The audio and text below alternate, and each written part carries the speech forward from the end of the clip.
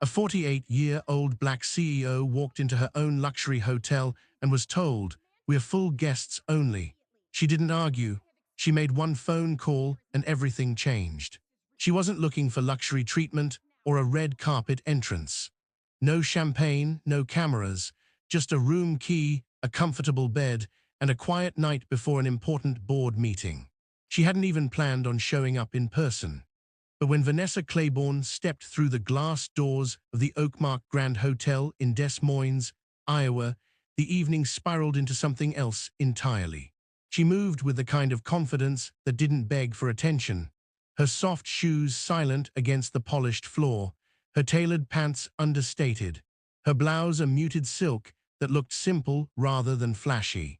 A plain duffel was slung casually over her shoulder. No staff, no driver, no entourage. To anyone watching, she looked like an ordinary guest, or someone pretending to be one. Behind the desk, a young receptionist gnawed on her pen cap, acrylic nails clacking against the keyboard.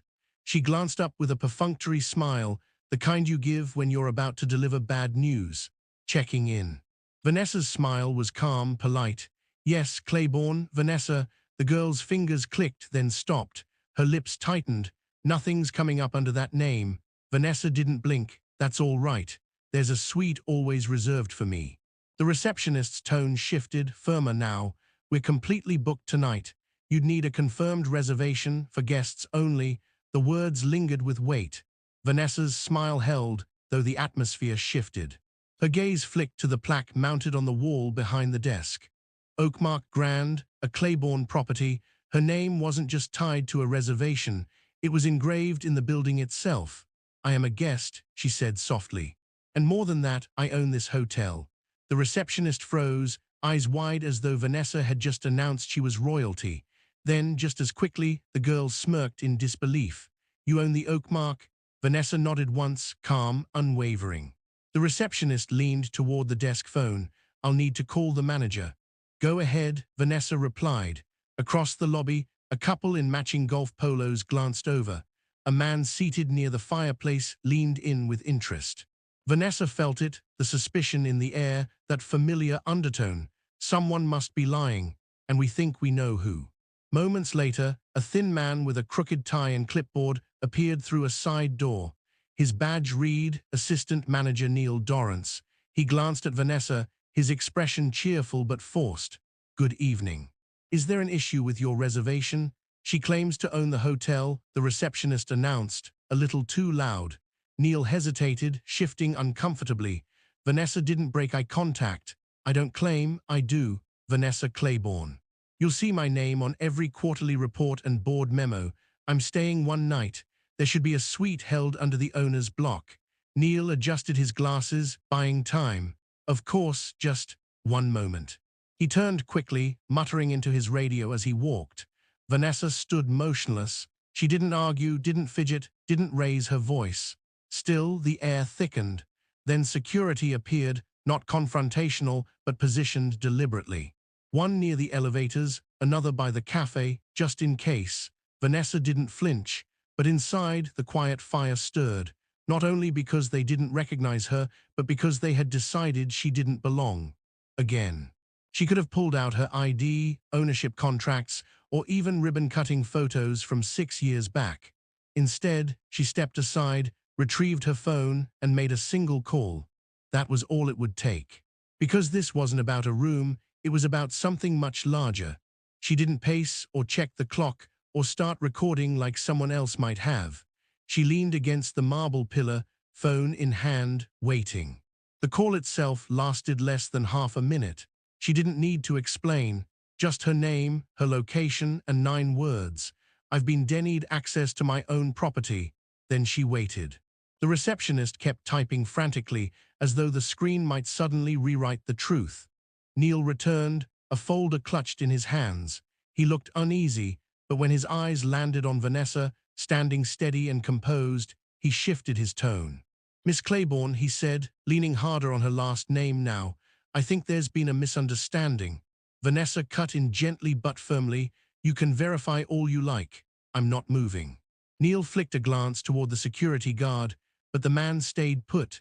making no move to escalate. The entire staff seemed frozen in a fragile standoff, torn between doubling down or apologizing, neither option feeling safe. Vanessa felt the weight of the room. Three women near the window whispering behind their hands, a young man pretending to work on his laptop but clearly listening, the doorman no longer greeting arrivals. And then she saw it, the receptionist sneaking a glance at her phone beneath the desk, scrolling quickly, probably searching her name, expecting to find nothing. It would have been almost funny if it weren't so painfully familiar. This was the script, wasn't it? People carried a picture in their heads of what authority looked like, what an owner should dress like, how power should present itself, and she didn't match it. Brown skin, natural hair gathered into a puff, no flashy designer bag, no heavy jewelry. To them, she didn't fit the mold, so they doubted her. That was the sting, not the denial itself, but the fact it was predictable. Her mind flashed back to Milwaukee, 2 decades earlier. She had just made VP, only 28, hobbling in new heels that blistered her feet, a second-hand suit too large because it was all she could afford. Security had tailed her across the lobby the entire time. Only the CFO coming down in person had spared her further humiliation. She had never forgotten that day, and now, 20 years later, here she was again, still having to prove herself inside a property with her own name on the deeds. Vanessa exhaled softly, her eyes sweeping the lobby. Still no apology, no correction, just the slow tick of time and an audience pretending not to stare. Then the elevator chimed. 2 men stepped out, one in a grey suit with a clipboard, the other in a branded fleece. Neither looked like standard staff. They walked with urgency. Vanessa recognized them immediately, Regional Vice President Brent Kessler and District Manager Carlos Reno. This time it was their faces that showed unease. Brent strode forward quickly, nodding past Neil without pause. "Miss Claiborne, our deepest apologies, I just got the call." Carlos hurried after him, slightly breathless. "We're resolving this right away." Neil opened his mouth to speak, but Brent silenced him with a look. The receptionist froze, her face draining of color as recognition finally dawned. "Suite 122 has been prepared," Carlos said, scrolling on his tablet. "Transportation will be arranged in the morning, and your usual breakfast preferences are already in motion." Vanessa allowed herself the faintest smile. Thank you, but she wasn't finished observing. She wanted to see the shift now that everyone knew her name, to watch their posture bend, their tones soften, the sudden change of behavior when power entered the room in a way they could no longer deny. Because being doubted when they don't know you is one thing, but being dismissed even when they do is something else entirely. Carlos pulled Neil aside, his voice sharp and clipped. Brent was already on a call, muttering fast about HR violations and service failures. The tension that had once pressed on Vanessa was now ricocheting through the staff, a scramble of nerves. Vanessa didn't smirk or gloat. She didn't cross her arms or revel in their panic. She simply walked back to the front desk, her steps slow and deliberate, and placed her phone on the counter. "I'll take the suite on the 12th floor," she said evenly. "Same setup. Please have someone confirm it's ready." The receptionist opened her mouth, but nothing came out. Vanessa didn't wait for her to find words. She turned to Brent. "Have I been checked in?" "Yes," he confirmed, flipping through his clipboard. "2 key cards and an incident report will be delivered before the elevator reaches your floor." Vanessa nodded. "And the rest?" Brent's voice was quick, decisive. "A full property notice has been issued. Corporate audit team is on alert. All staff will undergo immediate retraining on guest protocol, and disciplinary actions start tonight." Vanessa's gaze shifted back to the receptionist, who was now nervously chewing the inside of her cheek. Her acrylic nails drummed lightly against the counter, but the rhythm was no longer casual. It was nervous. "You'll speak to her?" Vanessa asked evenly. Brent cleared his throat. "Yes, ma'am." Privately with HR present, Carlos looked ready to add something, but Vanessa raised her hand. "I'll speak to her as well.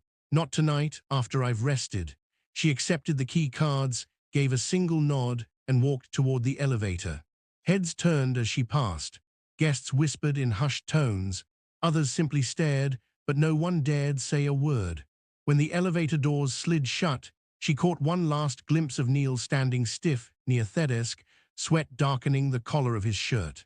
On the 12th floor, her suite greeted her with the faint scent of lemon and eucalyptus.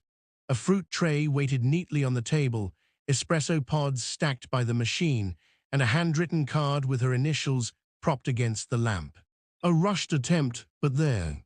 She moved slowly through the room, not just checking for polish, but for intent, for care, for the echo of the standard she had built with her own hands. This place wasn't just business. It was her legacy. Her mind wandered back to age 33, standing in a Minneapolis bank office, pitching to lenders who dismissed her before she finished her first sentence. The loan terms were punishing, the skepticism palpable. They dared her to succeed, and she had. Almost 2 decades later, in the penthouse suite of one of her flagship hotels, she was still being asked to prove what she had already built. Her phone buzzed, a message from her assistant. Everything in motion. Do you want a public statement? Vanessa paused. She could have ended this quietly or ignited it publicly. One post, and it would have dominated headlines. One interview, and the narrative would spread like fire. But tonight wasn't about revenge. It wasn't about rage. It was about respect, and how fragile it became when people relied on assumptions instead of reality. She sat at the edge of the bed, hands folded, the city's faint glow filtering through the window. Outside, traffic rumbled on Grand Avenue, a train horn carried faintly from the industrial zone, but in the suite, the silence was heavy, deliberate. A knock at the door broke it. Room service. A young attendant wheeled in a fresh espresso, a short note of apology from the kitchen manager, and an offer to provide a complimentary massage. Vanessa thanked him gently and closed the door. She took a sip, stared out at the dim city lights, and felt it, the subtle shift, not just in her hotel, but in herself. Something was going to change. At precisely 6:30 a.m., Vanessa Claiborne stepped out of the elevator, not as a guest, but as the CEO.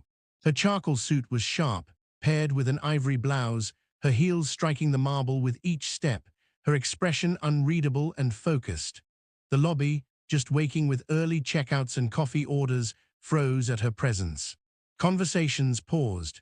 Even the barista behind the kiosk held the pour midstream. Brent and Carlos were waiting by the fireplace, 3 folders stacked neatly on the table, 2 untouched coffees cooling beside them. They looked like men who hadn't slept. Vanessa gave them a small nod and walked straight to the executive conference room near the concierge desk. Brent followed, Carlos close behind. Inside sat Neil, pale and rigid, and the receptionist, Kayla Mendez, her name tag pinned askew. A corporate HR representative introduced herself briskly as Marta, notepad open, pen poised. Vanessa didn't sit. She stood at the head of the table, arms folded, letting the silence weigh down the room. No one spoke. Finally, she broke it with quiet authority. Would someone like to explain what happened last night from your perspective? Kayla's eyes dropped immediately to the table. Neil cleared his throat, lips parting, but no words came. Vanessa waited. At last, Kayla whispered, I just didn't think you were. I didn't expect. Vanessa finished calmly, her tone even. You didn't expect someone like me to own this building. Kayla gave the faintest nod. Vanessa's gaze didn't waver. Was I rude to you? No, ma'am. Did I raise my voice? Did I threaten anyone? Kayla's reply was barely audible. No. Vanessa inhaled slowly, then turned toward Marta. I don't want this to be a firing squad, but I do expect accountability. Marta nodded briskly. Understood. Carlos spoke next. We'll issue a formal write-up and pull her from front desk duty until retraining is completed. Neil will be placed on administrative review pending further interviews. Vanessa gave a single nod, then finally took her seat. She turned her eyes back on Kayla. How long have you worked here? Vanessa asked. Kayla's voice was small. 4 months. Vanessa tilted her head. And in that time, how often have you thought about who built this hotel, where it came from? Kayla hesitated, then murmured. I just assumed it was some big corporation. A group of investors. Vanessa let the weight of silence settle before replying. Do you know how many properties I've built across this country? Kayla shook her head. 17, from Baltimore to Phoenix, everyone designed with intention. Luxury that feels human. Service that means something. I built this brand because I got tired of being treated like a shadow. So tell me, when I walk into my own lobby, am I still invisible to the very people working under my name? Her voice wasn't sharp. It was weary, honest, heavy. Kayla's shoulders slumped, as though she wanted to sink into her chair. Neil's face burned red, eyes fixed forward. Carlos broke the silence. We've drafted a memo for all Claiborne properties. Mandatory inclusivity retraining. Non-negotiable. Vanessa's gaze landed on him. Make sure it's not just another box to tick. I don't want recited scripts. I want people to understand what respect looks like when they think no one's watching. Brent finally spoke. We'll make it real. Vanessa rose. The meeting was over. As she left the conference room, the lobby seemed to recalibrate itself. Staff scrambled, some straightening, others nodding nervously. She ignored them. She wasn't here for displays. She was here for change. And there was still one more conversation to have, one that wasn't about policies or corporate memos. She waited until the morning crowd thinned, until the ringing phones and staged smiles were gone. No distractions, just truth. She found Kayla in the staff lounge, sitting at a narrow table with a half-eaten muffin in front of her, phone face down. She looked exhausted. Vanessa didn't summon her, she walked in herself. Kayla jumped, nearly spilling her drink. Relax, Vanessa said, pulling out the chair opposite her. I just want to talk. Kayla swallowed. Yes, ma'am. Drop the ma'am, Vanessa replied softly. This isn't a hearing. Kayla nodded quickly, eyes lowered. For a moment, silence hung between them, filled only by the hum of the fridge and the buzz of fluorescent lights. Then Vanessa asked, have you ever worked in a place where you felt small? Kayla blinked, then looked up. Yeah, most of the time. Tell me. Kayla hesitated, then shrugged. I worked at a diner off I-80 for a year, wore a paper hat. Got yelled at by the cooks every shift. Some customers didn't tip. Some called me kid, even though I was 27. I felt invisible almost every day. Vanessa leaned back. So you know what it feels like to be dismissed? Kayla nodded. Yes, Vanessa's voice stayed steady. Then help me understand how you looked me in the eye last night and decided I didn't belong in my own lobby. The silence that followed was thick with guilt, heavy with realization. Kayla's voice cracked. I don't know, I didn't mean to. When you walked in, I thought maybe you were lost or waiting on someone. You didn't look like... She cut herself off. Vanessa pressed gently. Didn't look like what? Kayla's face tightened. Like the kind of person who owns hotels. Vanessa didn't blink. And what does that kind of person look like? Kayla had no answer. Vanessa exhaled slowly. That's the problem. People carry a picture in their head. Clean-cut, male, older, and definitely not me. That picture doesn't just stay in your imagination. It shapes how you treat people. Kayla's voice was quiet. I'm sorry, I know that's not enough, but I am. Vanessa nodded once. It's a start. But I'm not here for an apology. I came because I want you to see me, not just as your boss, not as some story people whisper about. As a person. Kayla frowned, confused. Vanessa leaned forward. I was you once. I started at a front desk. Got mistaken for the janitor more times than I can count. Had people call me sweetheart, honey, like I was decoration, instead of the one keeping the place running. Every shift I had to choose. Do I fight this or let it slide? And when I finally clawed my way into the boardroom, I swore I'd build places where people like you could rise without having to swallow that same disrespect. Kayla's eyes widened. You really started as a receptionist? Vanessa smiled faintly. In St. Paul, my first boss said I sounded too educated to answer phones and pushed me to night audit. That was my beginning. Kayla let out a small, disbelieving laugh. That's unreal.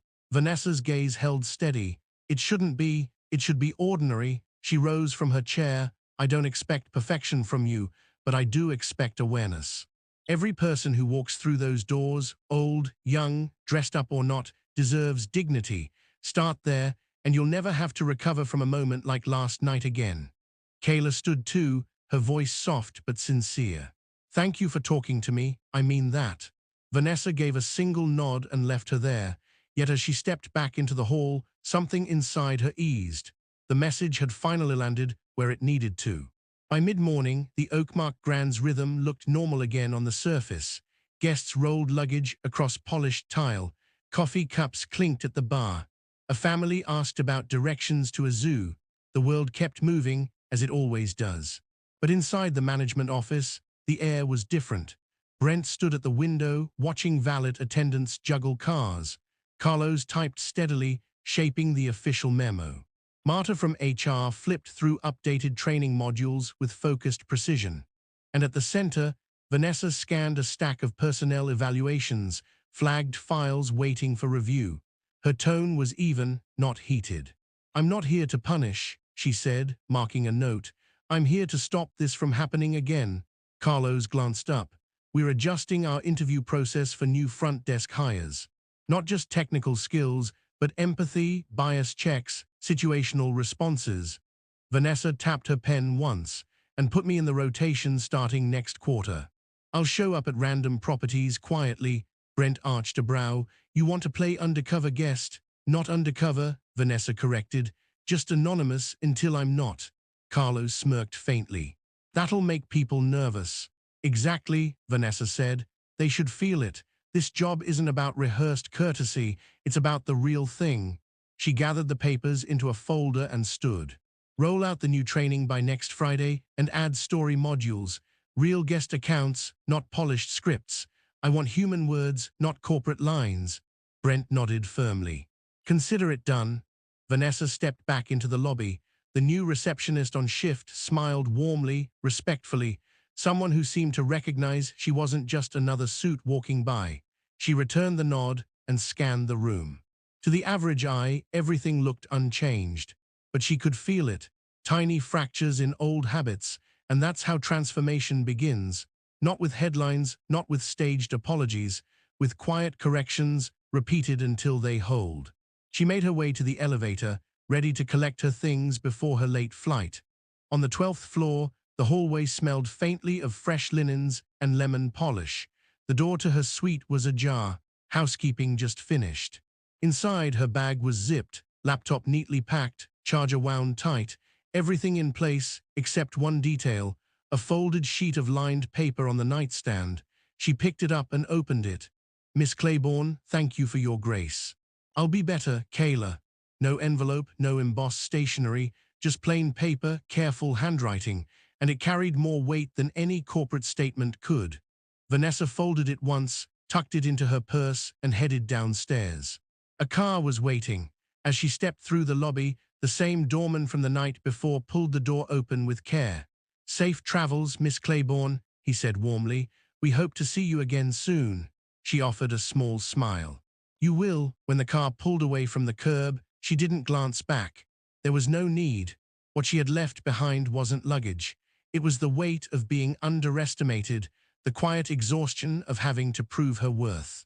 And in its place, she carried something better, understanding. Discomfort turned into growth, not just for them, but for her too. Yet there was still one last message she wanted to give. Not to the staff, not to the hotel, but to anyone who had ever been forced to stand in a room and prove they belonged. The ride to the airport was silent. The driver didn't make small talk. No radio filled the space, only the low hum of tires on pavement and the click of a turn signal now and then. Vanessa sat in the back with one hand resting on her purse, the other holding Kayla's folded note. She hadn't unfolded it again, but she didn't need to. It was there like a reminder, proof that what happened the night before mattered. She stared out the window at brick storefronts, aging gas stations, fading billboards above bakeries and repair shops. This wasn't where she had planned to spend her week, but maybe this was where she was meant to be, not for the board meeting, not for the spreadsheets or contracts, but for the conversation. Because the truth was, she wasn't shocked anymore when these moments happened. She wasn't angry, she was tired. Tired of how often value gets measured by assumptions. Tired of how quickly people sort others into categories without asking a single question. Tired of being forced to repeat things that should be obvious. Yes, I built this. Yes, I belong here. Yes, this is mine. But bitterness wasn't what she carried. What she carried was memory. And memory, when used right, could be a force stronger than anger. As the airport signs loomed into view, she thought of her younger self. The girl pulling late-night shifts in stiff uniforms and cheap shoes, no recognition, no backup, just determination. The girl who believed that one day she'd create something no one could take from her. And she had done it. 17 properties, a brand with her name etched in metal and marble. But buildings weren't enough, because even then, people still looked and saw less. So what do you do when the world refuses to see you? You make sure you see yourself clearly, without apology. You walk in anyway, you hold your ground. You speak plainly, you don't wait for permission. You act like the door was always yours. Vanessa stepped out of the car, pulled her bag onto her shoulder, and nodded at the driver. No more words were necessary. Inside the terminal, travelers rushed past with coffees and carry-ons. Loudspeaker announcements echoed overhead. She blended into the flow, almost invisible again. But inside, something had settled. She had taken humiliation and reshaped it into a mirror, forcing everyone in that hotel to look at themselves honestly. And mirrors don't lie. They show you who you really are. She hoped Kayla would grow. She hoped Neil would learn. She hoped Carlos and Brent would deliver on every promise made in that office. But even if they didn't, Vanessa would still stand. She always had. Because dignity wasn't something handed out. It was something she never surrendered. And for anyone listening, anyone watching who had ever been overlooked, doubted or spoken to as if they didn't matter, she had one final message.